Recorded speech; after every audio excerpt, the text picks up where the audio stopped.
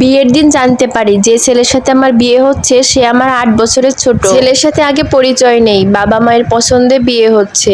ছেলের বাড়ির লোকজন আমাকে দেখে পছন্দ করেছে, আমার পক্ষ থেকে ছেলের বাড়িঘর দেখে এসেছে। এই তো গত শুক্রবার বাবা আর মামারা গিয়েছিলেন ছেলের বাড়িতে। ফিরে এসে বাবা বললেন, বুঝলে রেনু, ছেলের বিশাল বড় বাড়ি, বাড়ির পিছনে মস্ত বড় পুকুর, নিজেদের ধান পান সবই আছে। বাড়িতে লোকজনও তেমন নেই, শুধু ছেলের বাবা মা আর ছোট ভাই। ভাই অবশ্য এখন কিছু করে না, পড়াশোনা করছে। চাকরি বাকরি দরকার হবে না, যে সম্পত্তি আছে তা 7 পুরুষ খেয়েও শেষ করতে পারবে না। বাবার কথায় মা খুবই খুশি হয়েছিলেন।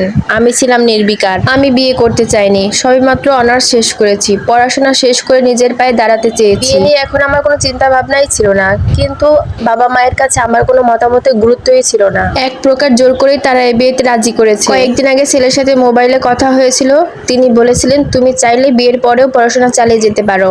আমরা দুজনে মিলে না হয় কলেজে গেলাম। আসলে আমার নিজের একান্তই একজন বন্ধু দরকার। মা বাবাকে বিয়ের কথা বলেছি, সেদিন বেশ কিছুক্ষণ কথা হয়েছিল। ওনার কথায় সন্তুষ্ট হয়েছিলাম বিধায় বিয়ে নিয়ে তেমন একটা ঝামেলা করিনি। কিন্তু এখন যা দেখছি তাতে কিছুই বুঝতে পারছি না, মা বাবা কি করে এত কম বয়সে ছেলের সাথে আমার বিয়ে দিতে পারে?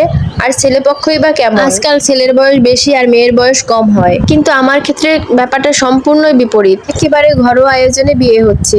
যেহেতু ছেলের বিয়ের বয়স হয়নি, তাই ধুমধাম করেও বিয়ে হবে না। নানান চিন্তা ঘুরপাক খাচ্ছে, কোনো হিসাব মিলাতে পারছি না। চেনা বাড়িটাও আজ অদ্ভুত ভাবে অচেনা হয়ে গিয়েছে। মা বাবাকে কাছ থেকে দেখেও চিনতে পারছি না। এত বেশি বিচলিত হওয়া যেন স্বাভাবিক। পুলিশ ডেকে বিয়ে বন্ধ করে দিতে পারি, কিন্তু আমার হাত পা কণ্ঠনালী সবকিছু যেন অশরীরী শক্তি চেপে ধরে আছে। শরীর অবাস হয়ে আছে, মুখ দিয়ে কথা বের হচ্ছে না, যেন সমস্ত শক্তি হারিয়ে ফেলেছি। রাত 1টা, ফুলের বিছানায় বসে আছি।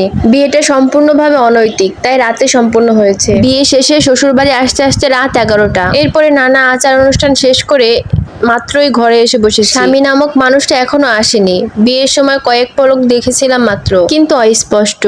তাছাড়া নিজের থেকে ছোট ছেলের সাথে বাসর কিভাবে সম্ভব? এমনিতেই অস্থির আমি। তারপরে মোটা শাড়ি, ভারী গহনা, সাজগোজ সব মিলিয়ে পাগল পাগল অবস্থা আমার। এই মেয়ে শোনো, মেয়েলি গলায় সামনের দিকে তাকালাম। অল্প বয়সী একটা মেয়ে দরজার সামনে দাঁড়িয়ে আছে। তার পরনেও বিয়ের পোশাক, যেন আজই তার বিয়ে হয়েছে। মেয়েটার কথায় ভদ্রতা বলে কিছুই নেই। বয়সে আমি ওর থেকে অনেক বড়। তবুও কেমন চামারের মতো কথা বললো। মেয়েটার সাথে কথা বলতে একদমই ইচ্ছা করছে না। তবুও কি বলছে জানা প্রয়োজন। কিছু বলবে? হ্যাঁ বলবো, বলে এখানে এসেছি, নয়তো তোমার মুখ দেখার কোনো ইচ্ছে ছিল না। নীরব আজ এই ঘরে আসবে না, তুমি ফ্রেশ হয়ে শুয়ে পড়ো বা যা খুশি তাই করো। আমি বললাম নীরবকে। সে বলে নীরবকে জানো না বুঝি? নীরবের গলায় তো ঝুলে পড়েছো। যত সব ন্যাকামি। মেয়েটা দরজা বন্ধ করে দিয়ে চলে গেল। এবার বুঝলাম মেয়েটার আমার প্রতি রাগ রয়েছে, কিন্তু কেন? অপরিচিত কারোর সাথে কিসের রাগারাগি? আবার এমনও হতে পারে মেয়েটা আমার কাছে অপরিচিত, কিন্তু মেয়েটা আমাকে কোনোভাবে চিনে। নানান চিন্তায় অনেক রাত পর্যন্ত ঘুমাতে পারিনি। ছোট থেকে খুব কড়া শাসনে বড় হয়েছি। হাতে গোনা 2-1 বান্ধবী ছাড়া কোনো বন্ধু বান্ধবী নেই। ছোটবেলায় খুব ভালো কাটলেও কলেজে ওঠার পর খুব ভীতু হয়ে গিয়েছিলাম। এর অবশ্য কারণ আছে। ক্লাস 3-তে বাবা গার্লস স্কুলে ভর্তি করে দিলেন। নিজের থেকে একটা বান্ধবীও পছন্দ করে দিলেন। এমনকি ওই মেয়ে ছাড়া আর কারোর সাথেই কথা বলা নিষেধ। সবার সাথে মিশলে নাকি আমি খারাপ হয়ে যাব। স্কুল ছুটির পরে আমি কি করেছি, কার সাথে কথা বলেছি, সবকিছুই মেয়েটা বাবাকে বলে দিত। একদিন নতুন একটা মেয়ের সাথে অনেকক্ষণ কথা বলেছিলাম। মেয়েটা বেশ ভালো, নিজের থেকে আমার সাথে পরিচিত হতে এসেছিল। তো আমার একমাত্র বান্ধবী ছুটির পর বাবাকে সব বলে দিল। সেদিন রাতে বাবা ঘরের দরজা বন্ধ করে ইচ্ছে মতো মা।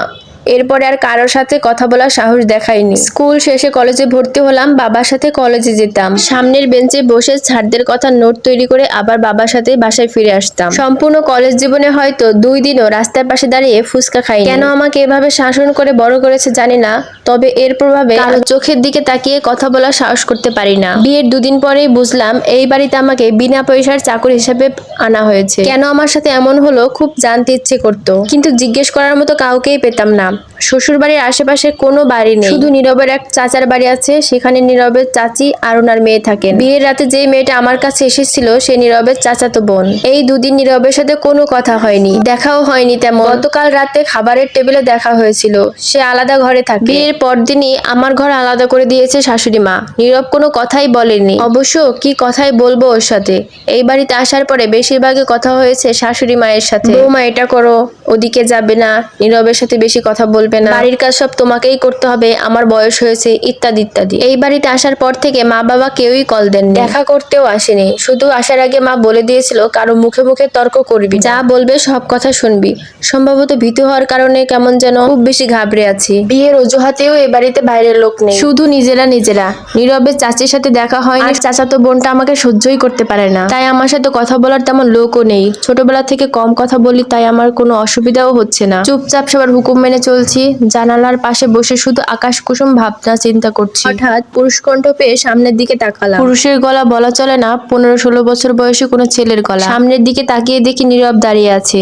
উত্তর না পেয়ে নীরব বলল, শুনছেন, আমাকে একটু কষ্ট করে নুডলস রান্না করে দেন। দুইজনের মতো রান্না করবেন। বাড়তি কথা না বলে রান্নাঘরে চলে এলাম। ঝামেলা করার কোনো ইচ্ছেই আমার নেই। ঝগড়া বিবাদ না করে চুপচাপ সবকিছু মেনে নেওয়াটাই ঠিক মনে করছি। বেশ খানিকটা নুডলস রান্না করলাম। খেতে ইচ্ছা করছে হঠাৎ। এই বাড়িতে আসার কোনো বেলাতেই ঠিক মতো খেতে পারিনি। রান্না শেষে নীরবকে বললাম, রান্না শেষ, 2টা প্লেটে দিয়ে দেন, ফ্রিজে সস আছে নিয়ে আসুন। ছেলেটার গলায় হুকুমের সুর। ভাবতেই অবাক লাগে, এত ছোট একটা ছেলের সাথে আমার বিয়ে হয়েছে। এই সম্পর্কের আদৌ কি কোনো ভবিষ্যৎ আছে? আর মা বাবা কেনই বা আমাকে এখানে বিয়ে দিল? থালায় নুডলস বেড়ে ফ্রিজ থেকে সস আনতে গেলাম। যদিও এই বাড়িতে এসেছে মাত্র 2 দিন হলো, তবুও সবকিছু কেমন চিনে ফেলেছি। শাশুড়ি মা নিজের সাথে করে নিয়ে সবকিছুই চিনিয়ে দিয়েছে, যেন কাজ করতে অসুবিধা না হয়। সস এনে দেখি প্লেট নিয়ে দরজা দিয়ে দিল। সসটা দেওয়ার জন্য আমি ওর পিছন পিছন গেলাম, কিন্তু নাগাল পেলাম না। এক প্রকার দৌড়ে ওর কাকির রুমে ঢুকে গেল। হয়তো চাচাতো বোনের সাথে গল্প করবে, নয়তো অন্য কিছু। এটা নিয়ে আমি আর মাথা ঘামালাম না, ঘরে চলে এলাম। ঘরে আসতেই শ্বশুর শাশুড়ির কথোপকথন কানে এলো। শ্বশুর আব্বা শাশুড়িকে রাগান্বিত স্বরে বলছে, আচ্ছা 5 লাখ টাকা দিয়ে এই মেয়েকে বিয়ে করিয়ে কি লাভ হলো? তুমি ঘরের কাজ করতে না পারলে কাজের লোক রেখে দিলে, শুধু শুধু তোমার সব বাড়াবাড়ি। তুমি রাগ করছো কেন? আমি সব বুঝে শুনেই করেছি। শ্বশুর মশাই আরো কিছু বলতে চেয়েছিল, কিন্তু আমাকে দেখে চুপ হয়ে গেল। শাশুড়ি মা হেসে বলল, বৌমা এলে, কোথায় গিয়েছিলে? তোমার শ্বশুরকে 1 কাপ চা বানিয়ে দাও তো। শাশুড়ি মায়ের কথা ঠিকঠাক বুঝতে পারলাম না। মা বাবাকে 5 লাখ টাকা দিয়ে আমাকে ছেলের বউ করেছে, কিন্তু কেন? নাকি ভুল বুঝলাম? হয়তো বিয়েতে 5 লাখ টাকা খরচ হয়েছে। শাশুড়ি বলল, দাঁড়িয়ে কেন, আহা যাও চা করে নিয়ে আসো। এই যাচ্ছি। চা বানাতে বানাতে মনে হলো মা বাবার সাথে কথা বলা দরকার। কোথাও বড় কোনো ঝামেলা আছে। ছোটবেলা থেকে এক প্রকার বন্দি করে বড় করেছে আমাকে। মা তো লেখাপড়াও করতে দিতে চাইতেন না, শুধুমাত্র দাদির জন্য পারেনি। গ্রামে থাকে, বছরে 2-4 বার আমাদের বাড়িতে বেড়াতে আসে। আমার কোনো ভাই বোন নেই, বাড়িতে শুধু মা বাবা আর আমি। দাদি আসলে আমার দিনগুলো খুব সুন্দর কাটতেন। মা বাবা খারাপ ব্যবহার করতেন না। প্রতিবার যাওয়ার সময় বাবাকে বলতেন, পাপ করেছিস, খুব বড় পাপ, মেয়েটাকে পড়াশোনা করিয়ে অন্তত পাপটা কমা। দাদিকে প্রশ্ন করলে বলতো, তোর বাবা ছেলে মেয়ে না হওয়ার জন্য নিজেকে শেষ করে ফেলতে চাইতো। পুরনো কথা বাদ দিত, তবে আমি বাদ দিতে পারতাম না। বেশ কয়েকদিন কথাগুলো নিয়ে চিন্তা করতাম। একদিন মায়ের কাছে জিজ্ঞাসা করলাম। কথাগুলো শুনে মা আমাকে প্রচন্ড মার, আমি নাকি বেয়াদব, বড়দের কথার মাঝে কথা বলি। এরপরে আর কখনোই জিজ্ঞাসা করিনি। বাইরের দুনিয়ার সাথে খুব বেশি পরিচয় নেই আমার। মা বাবা যতটুকু দেখতে দিয়েছে ঠিক ততটুকুই দেখতে পেয়েছি। চোখের পানি মুছে শ্বশুর মশাইকে চা দিয়ে এলাম। এখন আবার রান্না করতে হবে। রান্না করাটা খুব বেশি কঠিন বিষয় না। বাড়িতে থাকতে সব রান্না আমাকেই করতে হতো। সব কাজই কম বেশি পারি। কাজ করতে করতে সন্ধ্যা হয়ে এলো। মাগরিবের নামাজ শেষ করে বিছানায় পিঠ এলিয়ে দিলাম। নিজের জীবনে খুব বেশি ক্লান্ত। মাঝে মাঝে মনে হয় সবকিছু ছেড়ে কোথাও চলে যেতে পারতাম, কিন্তু কোথায় যাব? বইয়ের জ্ঞান দিয়ে তো আর সবকিছু সম্ভব হয় না। কিছু করার জন্য মনোবল থাকা প্রয়োজন, যা আমার একদমই নেই। বৌমা, নীরবকে একটু পড়া দেখিয়ে দাও তো। শুনেছি তুমি অনার্স করেছো, বেশ ভালো হয়েছে। আজকাল টিউশন মাস্টারের অনেক বেতন। শাশুড়ির কথায় বিছানা ছেড়ে নীরবের ঘরে গেলাম। নীরব ক্লাস 9-এ পড়ে, সায়েন্সের স্টুডেন্ট। আমার খুব ইচ্ছা ছিল সায়েন্স নিয়ে পড়ার। মাধ্যমিকে সায়েন্স ছিল, কিন্তু উচ্চ মাধ্যমিকে এসে আর সায়েন্স নিতে দিল না। সায়েন্স নিয়ে পড়ালে নাকি টিউশন পড়াতে হবে, আমার ডানা গজাবে। এই নিয়ে মায়ের সাথে দাদির খুব ভেজাল হতো। দাদি প্রচন্ড রেগে গিয়েছিলেন। শেষ পর্যন্ত মা বললেন আমি নাকি গণিত ভালো পারি না, তাই সায়েন্স নিয়ে কি করব? ফেল করার চেয়ে পাশ করা ঢের ভালো। দাদি রাগারাগি করে গ্রামে ফিরে গেলেন।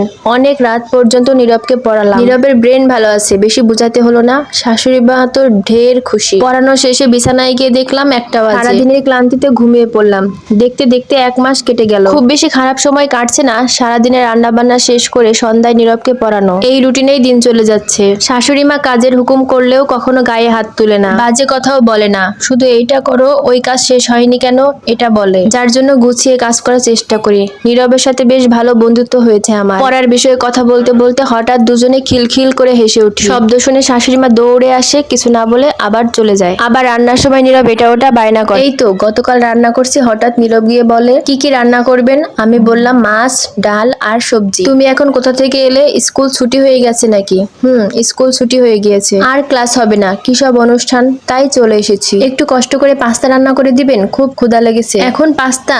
হ্যাঁ, খেতে ইচ্ছা করছে, দেন না প্লিজ। আচ্ছা দিচ্ছি। নীরব খুশি মনে নিজের ঘরে চলে গিয়েছিল। ভাবতে অবাক লাগে, এই ছেলেটা আমার স্বামী। পরিবার পেটে ভাতে কাজের লোক পাওয়ার জন্য ওর সাথে আমাকে বিয়ে দিয়েছে, কিন্তু ও কি করে রাজি হলো? তাছাড়া আমার বাবা মা কেন এত কম বয়সে ছেলের সাথে আমাকে বিয়ে দিয়েছে, কি মনে করে? গল্পের বাকি অংশ শুনতে চাইলে অবশ্যই কমেন্ট করে জানাবেন। ধন্যবাদ সবাইকে। আসসালামু আলাইকুম।